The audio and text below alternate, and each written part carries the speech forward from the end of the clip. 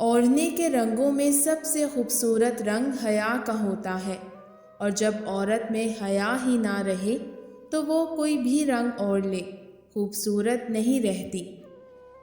جنہوں نے ساتھ نبھانا ہو وہ ایسے حالات پیدا ہی نہیں ہونے دیتے کہ ساتھ چھوٹ جائے۔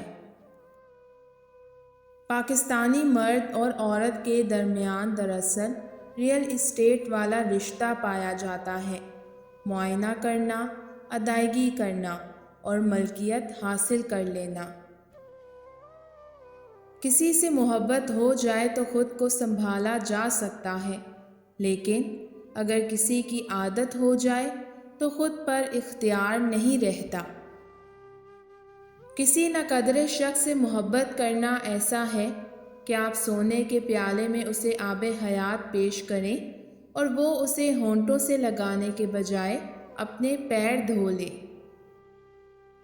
کبھی کبھی انسان کو اس کی بے وقوفی نہیں بلکہ اس کی ضرورت سے زیادہ چالاکی لے ڈوبتی ہے۔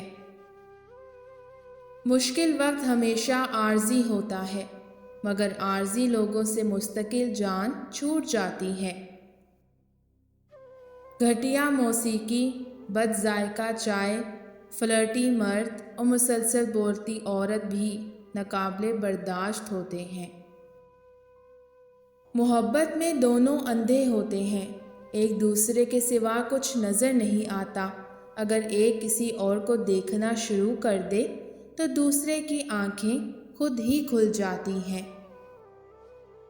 اگر تم یہ جاننا چاہتے ہو کہ عورت تم سے کیا کہنا چاہتی ہے تو اس کی بات مت سنو بلکہ اس کی طرف دیکھو۔